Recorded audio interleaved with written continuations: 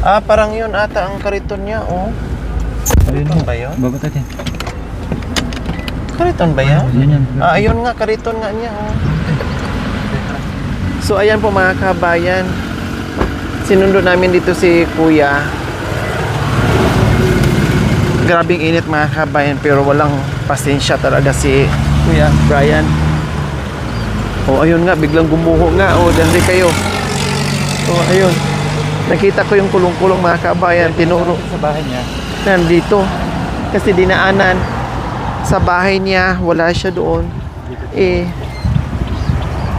may usapan nga kaming dalawa. Nandito pala. Ayan, oh.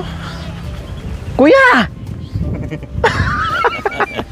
Nagulat ka ngayon. Nagulat ka ngayon. Saan ka ba? Ha? Anong ginawa niyo po doon? Buti na lang nasilip ko yung kariton mo. Umihi pa yung driver. Nakita mo? Saan po? Ay, buti na lang. Hindi mo nagulat ka. Kuya, di mo ako nakita? Hindi. Buti na lang ito nakita ko yung kariton mo. Sabi ko, ayun ang kariton ni Kuya. Galing ka dyan sa ano? Opo. May nakuha kang bakal.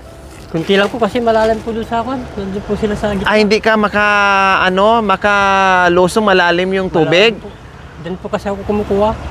Oo, galing kasi kami sa hardware. May usapan kami ni Kuya Opo. na mag-ano kami, mayroon kaming date ni Kuya mga kabayan. Kailang may hardware kaming pinuntahan, ilang hardware ang pinuntahan namin pabalik-balik, kaya hindi kami kaagad nakabalik.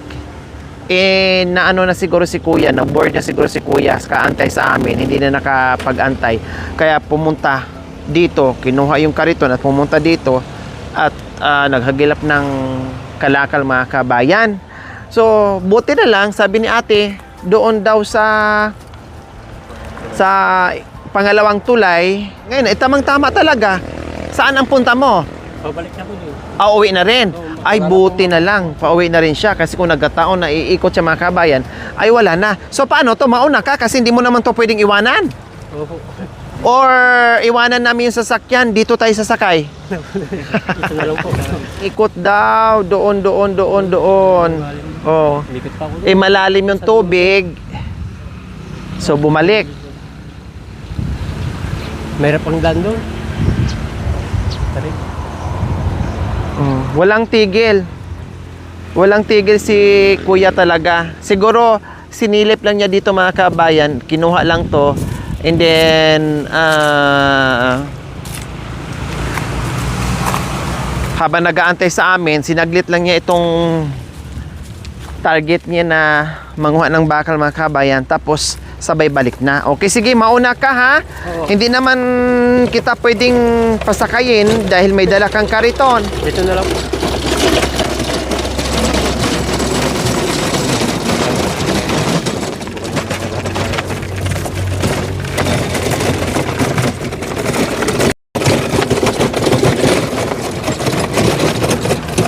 Pasubok nga ako, Kuya. Kasi parang ang bilis lang tingnan pag ikaw ang nagtutulak. Bakal, bote, parang awa nyo na, wala akong pambili. Bakal, bote. Ay, kabayo, ganyan pala ang pag-angat. Ah, bakit ginaganyan pa, Kuya? Para mas mabilis po. Ha? Mas madali po sa Pero mas mahirap sa akin na ganyan, mas madaling ganyan. Oo. Oo, kaysa yung ganyan. Oo. Oo. napupuktos na po kasi ako. Oo. Oh, sige. Susunod kami, mauna ka ha. Oo. Baka mamaya pagdating namin doon, wala ka na naman doon. Andun po ako. Antayin mo kami pag nauna ka ha. Oo. Oh, sige. Ay, galing. Ate Annalyn, Kuya, payungan mo si Kuya. Dito ka, Kuya. Alam kong sanay ka sa init, pero syempre, pag minsan-minsan, sumilong ka naman din. Malaking bagay yung sa katawan mo para kahit paano hindi ka masyadong mapagod. Kaya ngayon po mga kabayan, aalis kami. Saan tayo pupunta? Ate Annalyn, yung usapan natin kanina? Yung sa Boscope, madam. Oh, kasi malapit lang sila dito, 2 shop or 3 shop ng kapihan, pero hindi pa sila napasok. ni minsan. Ngayon, syempre, bunggahan na namin, punta kami ng, anong pangalan ng coffee shop? Boss coffee. Coffee, bus coffee. Coffee, kubo. Boss coffee, ganon. Ano? Sige, bahala na. Swerte nila dito ni Ate Annalyn, malapit sila sa Sa coffee, kubo. Coffee, boss coffee. sa kapihan. Pero, ang problema, hindi pa napasok na kahit minsan. Hindi pa, madam. Siyempre, mahal ang kape. Sayang Oo. naman. Diba? Diyos ko, yung 500 nga, ilang araw yun. Oo, ilang araw. Oo. Yung 500 nga po mga kabayan, ilang araw yung bunuin ni Ni Kuya Brian para magkapera ng 500. Pero ang order mo na kape, dalawa, 500 na agad. Plus, Magkape ka ng kopi ko, ng Nescafe. Kuya, ang ganda oh. Marunong ka magmotor? Hindi. Marunong, madam. Marunong ka pala Marunong pang magmotor. mag-drive ng ganyan, no? Saan? Doon sa Ilocos noon, madam Sabra. Ito oh. Ang ganda oh. Oo nga. Kunin mo na. Sakyan na natin. Sakyan natin. Marunong ka pala magmotor. Oh, ayan oh, pwedeng pangalakal oh. Pang-display lang nila yan, madam. Ito. Para maraming customer. Gabi lang naman kasi ng customer dito kasi mainit ng umaga. Tapos may libang-libangan sila panoorin dyan. Ganun. Yung mga nilalagay nila yan, nanonood sila ng TV dyan eh. Paggabi. Minsan maligo din maraming tayo isda dyan, yan Kuya naghuli. Brian. Maraming Or nag-uli manghuli tayo ng isda dyan, ha? Minsan? Ha? Oo, open lang dyan. Kasi kailangan yung may panghuli kang ganun. May net. May net na pang ganon. Kasi nagkukuha sila, may net yan eh. Pag linggo, marami naman ang tao dyan nangunguhay. Oo, dyan pumupunta. So ayan mga kabay, nandito na kami sa harapan ng Boss Coffee. Boss Coffee. At dito kami mag-coffee. Bukas lang ako ng pintuan. Sige. Maingay kami. And then, para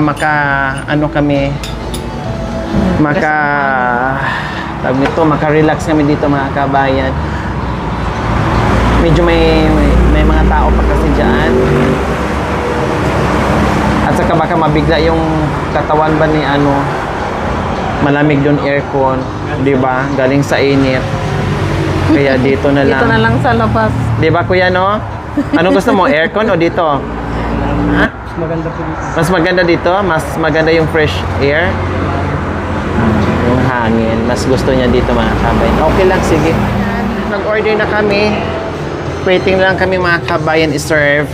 Kumusta, Ate Annalyn? Nakit pa paano? Sobrang busy. Pasensya na kayo, na-disturbo namin kayo, ha? Hindi, okay lang, madam.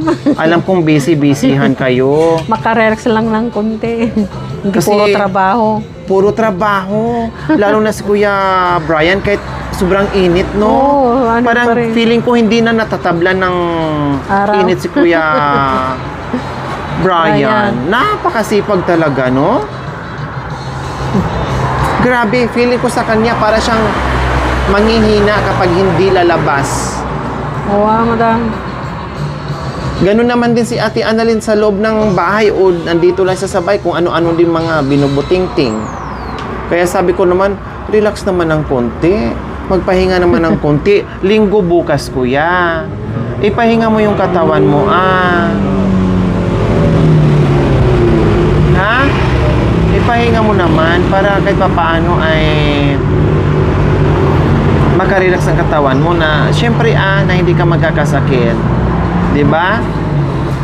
Kaya itong mga pagkakataon mga kabayan ay ito lang yung time na nakapahinga sila.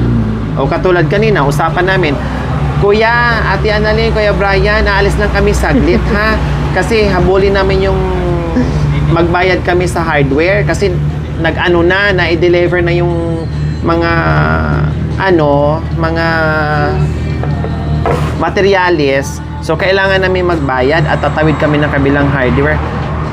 Ay apo, mga 1 oras ng mga kabayan. Siguro na inip. Talagang siningit pa ni Kuya Brian init. ang pumunta sa kabilang mundo. No, galing siya ng Iraq, mga kabayan, kinagkuha ng kalakal niya. 'Di ba? Tulak-tulak niya ang karito, mga kabayan, pero nakarating siya ng Iraq.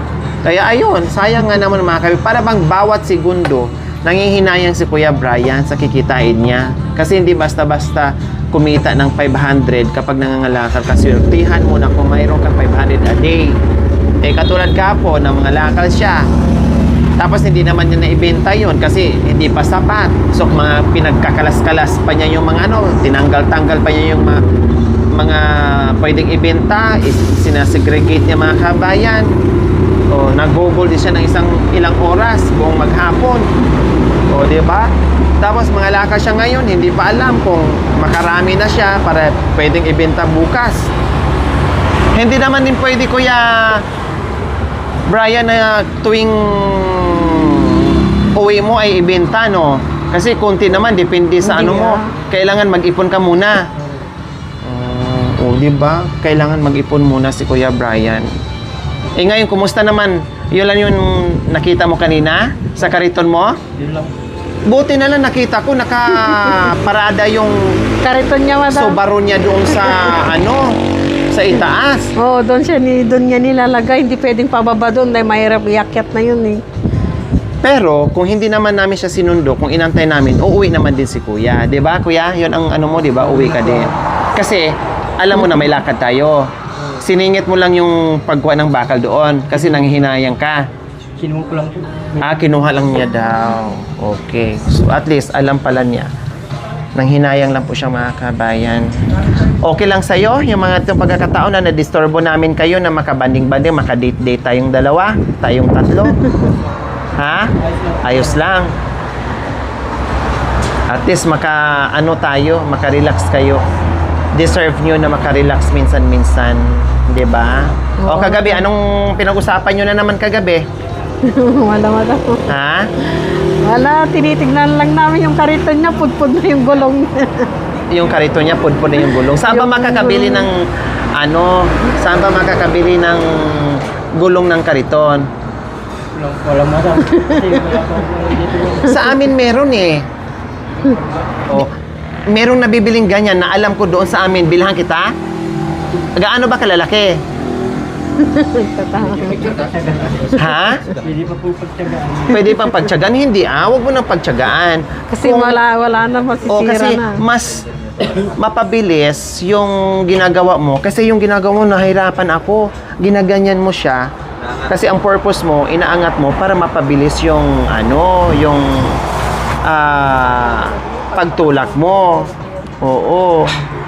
Nagiging mabigat kasi sa'yo at nagiging hassle sa'yo kung ganyan. Mas mainam na bilhan lahat yon, baguhin lahat. Yung scaffolding na gulong, lagyan mo lahat yon. Palitan, 3 lang naman yun, di ba? 3 lang po madam. Pwede ba lagyan ng 4 yon? Hindi po. 3 lang talaga? 3 lang po. Bakit 3 lang? Para po may street po siya. So gano'n lang gagawin natin, no? Bibilhan ko ng gulong na malalaki. Gusto mo malalaki? Yung malalaki? Malit lang po. Yung ganyan lang? Yung ganyan. Mamaya picturean ko kung gaano kalaki, ha? Oo. Or titingnan ko na lang para matansya ko kung gaano kalaki. Para yun na lang ang bilhan kita. Ha? Opo. Ayaw niya, mga kami, kasi pwede pa daw pagtyagaan. Ayaw ko na magtyaga ka para hindi ka na mahirapan, para tuloy-tuloy at hindi ka na masyadong hassle at mabigatan sa pagtutulak. Ha? Kuya, Opo. saan mo ba nabili yan? Hiningi ko lang po dyan sa Hiningi mo lang. Binigay po sa akin yung manager po sa DB Mart.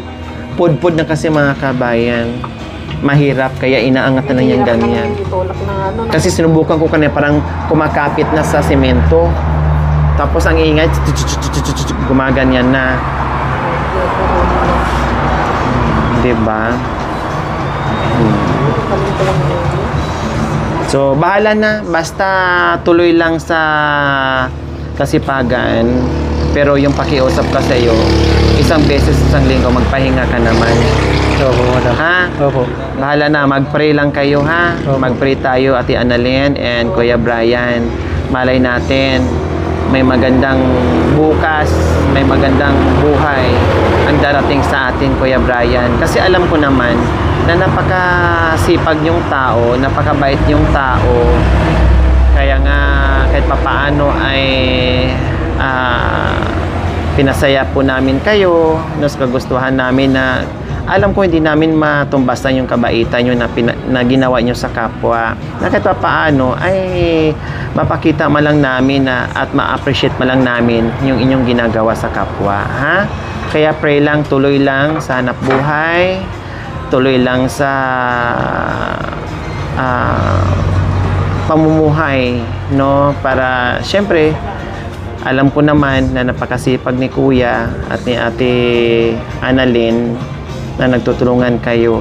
Ako'y natutuwa sa inyong mag-asawa na kahit ganun pa man yung buhay ay hindi kayo nakalimot na sa mga taong lumalapit sa inyo, na talagang handa kayong tumulong din. Na alam ko naman na ang buhay nyo ay deserve din makatanggap ng tulong. So, okay, habang nagpipintuhan tayo, merienda tayo, coffee time. Ayan, para makarelax tayo dito. Ano lang, chill lang, relax lang kayo ha. Relax. Maitanong ko pala ulit. At least, magkatabik po kayo ngayon. Nabanggit kasi sa akin ni Ate Annalyn, Kuya Brian, kayo ay dating may asawa. Opo. Ilan po ang anak nyo? Dalawa po, madam.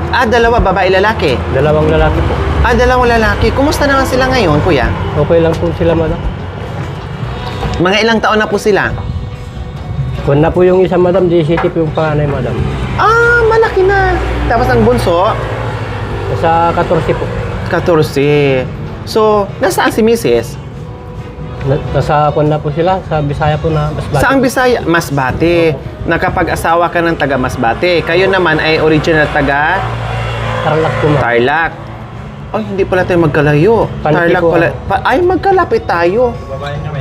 Tarlac. Magkakabayan na. Magkalapit tayo. Sa paliki sa kanila. Marami bang paniki doon? O wala naman? Wala naman po. Wala naman. So, ngayon, Paniki wala. hiwalay kayo. Naghiwalay po kami nung kwan, madam. Kailan kayo naghiwalay? 2024 po. 2020? 24 po. Kasi po, 2 years pa lang. Kaso po, may kwan po siya kasi yung naglalaki po siya. May iba. Kasi po ganito po yung madam, nagtatrabaho ko sa La Union. Bunyos. Bunyos dito sa Nueva Ecija po. Opo. Sa hardware po. Oh. Kaya nanti po ako. Ngayon po, sumawag po sa akin na magpapadala daw ako ng pera kasi may kwan daw, gagastusin niya. Oh. Ayun po, nagpadala po ako. Bumalik po ako ng 5,000 sa bus ko. Bumalik ka ngayon ng 5,000. Tapos kinabukasan na naman po, tumawag na naman po yung biran ko. Kailangan na naman ng pera. Ako, nagpadala na naman po ako. Yung pagpadala ko po na yun, binigla ko po umuwi, hindi po sinabi. Parang hinuli nyo. Opo. Nagduda na kayo. Nagduda Kasi na po. nakapadala na kayo ng 5,000. Tapos tumawag ulit at nangailangan ngayon ng pera ulit. Oo. So, inutang nyo sa amo nyo. Oo. Na-surprise sila ngayon. Nabigla sila ngayon kasi umuwi ka rin bigla. Nagulat, saan dinala yung pera? Iwan ko po, kasi nadatnan ko po sa kwan na may lalaki po. Parang Nahuli mo, naaktuhan mo mismo Sa motor. sa bahay nyo. sa tricycle po ng kwan, lalaki po. Kasama po yung biran ko pa. Ay, kinonsente kumbaga. Parang pinirahan ka. Oo nga po. Ikaw nagpakahirap doon. Okay lang sana magpakahirap ka para sa pamilya, para sa asawa, para sa mga anak. Ang masama, grabe yung trabaho mo, nagpakahirap ka, padala ka ng padala, and then, iba din pala napupuntahan ng pera nyo. Oo. So, bakit naman naisipan yung umuwi, kuya? Kasi nagduda po ako nung una pa lang po alam ko na kasi kaiwan ko lang ng pera nung umuwi ako. Tapos tatlong araw po muna tapos tumawag sila. Yun. Doon na po. Yung asawa nyo, pinirahan din, ganon? Hindi ko lang po alam kung pinira po siya. Kasi kapapadala na ng pera. Oo. Tapos bakit humirit na naman? Eh, mayroon siya palang lalaki. So, ibig sabihin, pinirahan siya sa lalaki. Oo. Namira siya sa'yo, siya din pinirahan ng lalaki. Parang Oo. ganon. Tapos kasama pa yung biyanan nyo. Kasama po yung biyanan. Kaya Yung biyanan ko pong kwan, babae po, ang bali ang napangasawa niya ngayon, yung bilas ko, yung kanya, yung manugang din niya. Oh. Ganun po. Ay, Diyos ko, apo. So, paano? Nag-decide ka na iwanan mo? Ikaw mismo ang lumayo? O ikaw ang iniwan? Ako po yung lumayo, madam. Pumunta po ako ng Maynila noon. Diyan po ako nangalakal po ako sa Maynila. Pero dati ang trabaho mo is nangamuhan kayo. Nangamuhan po ako. Tapos dati, nung nagkataon na niloko ka, pumunta ka ng Maynila Nangalakal. at doon ka nangalakal. Opo. Tapos pag dating mo doon, nangalakal ka, wala na kayong kontak sa mga anak mo, sa asawa mo, Wala na po. hindi ka madam. na kinontak, Hindi na. hindi ka na rin nakikipag-usap. Hindi na rin po, madam. Bakit? Kasi masakit po yung loob ko din, madam. Naintindihan ko. Hindi mo na-miss ang mga bata, kuya? Namiss ko rin po sila.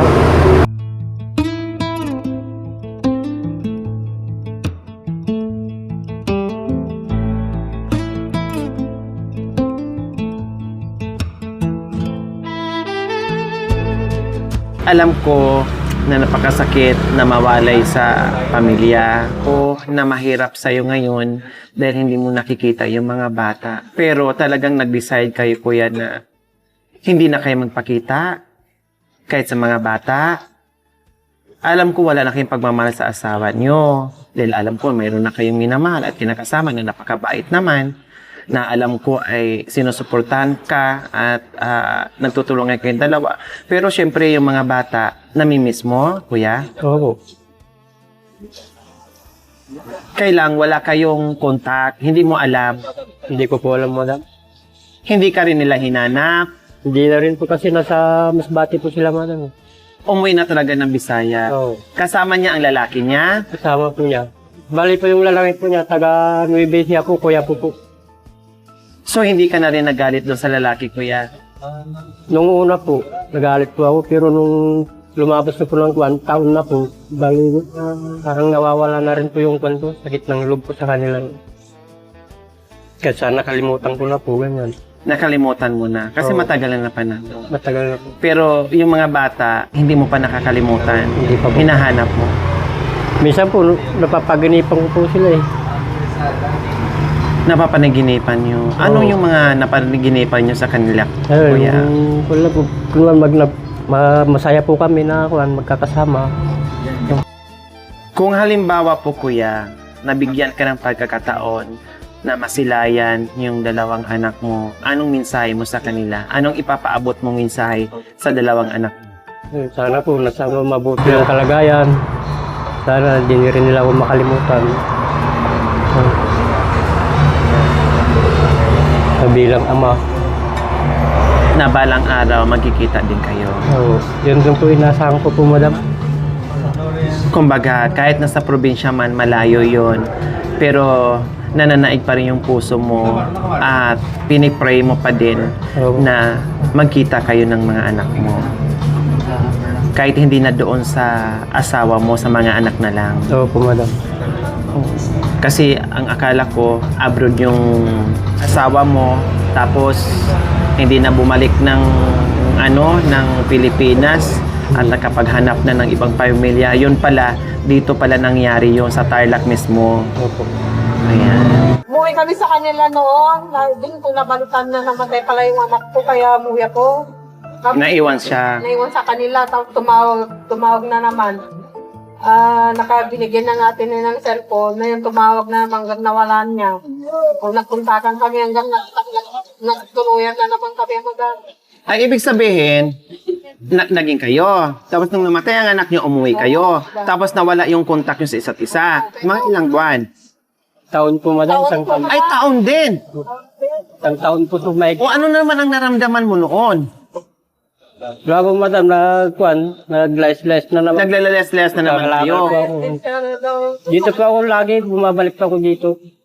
Diyan O tapos, after ng isang taon, Bumalik na naman ako. nagkaroon kayo ng contact, Oo, naging kayo na naman. Ay talagang destiny. Talagang kayo talaga. Nagkabalikan na naman kami. Nagkabalikan. Taon-taon yun. Dahil nawala yung contact nyo sa isa't isa. Naghahanapan kayo ngayon sa isa't isa nyo. Oh. Mag-isang taon na naman na kasi. Mag-isang taon na rin yung anak ko namatay. Mag-isang taon na naman kami. So, kayo naman, Ate Annalyn, no, kayo naman, mas maganda yung nandito rin si Kuya. Kayo naman, dati ding may asawa kayo. Ano naman din ang naging dahilan kung bakit nagkahiwalay kayo ng mister nyo? Palagi kami nag-aaway, madam. Ano naman pinag-aawayan nyo? Pag minsan, hindi ayaw niyang bigay ng panggasto sa bahay. Hindi ka pinapahawak ng pera. May mga ganong lalaki. Oo, hindi ako pinapahawak ng pera kasi dati kung saan ako kasi pumupunta, kaya sabi niya, huwag kang bibigyan ng pera. Yung mga tao, sinusulsulan na huwag daw akong bigyan ng pera kasi baka iwanan ko, iwanan ko na daw na naman. Eh, ganun din ng ganun eh. Tapos hindi na inaano yung mga anak niya. Kung nag-away sila, ako naman ang nagre-referee doon. Eh, magre-referee ako naman ang una nilang sikasuhin, madam. Hindi ka nakakahawak ng pera. Hindi ka naman sugalera. Hindi naman Hindi ako, ka naman- wala naman akong hilig yun, Wala madam. namang bisyo. O, may mga ganong lalaki na hindi Oo. nag-iintriga ng pera sa mga babae. Pero ito, nag-iintriga sa'yo ng pera. Oo, binibigay niya pera, madam. Oh. So ngayon, ilan ang anak nyo naman doon sa dating asawa nyo? 5 sila, madam. 5. 2 Nabanggit mo sa babae akin, saka 3 lalaki. Nabanggit mo sa akin ay isa ay namatay na. Oo, So 4 na apat na lang. lang. So kumusta naman din po ang buhay-buhay nila? May, yung una noon, nangasawa yung panganay ko noon, madam. Oh. Pero galing sa beer house, hindi masyadong magtatrabaho. Ang may bisyo siya, inom Ang sugal asawa ng panganay ko. lalaki, Oo. ang panganay na anak mo. Tapos, Ang trabaho ng babae, wala siyang trabaho. saan anong trabaho ng Galing babae? sa beer house, madam. Sa beer house. Tapos, Tapos nung nag-asawa na sila, tuloy-tuloy pa rin na pumupunta doon. Tapos pag minsan, ang galing manigarilyo, ang galing uminom. mabisyo. Oo. Kasi nga, ganun ang trabaho niya doon.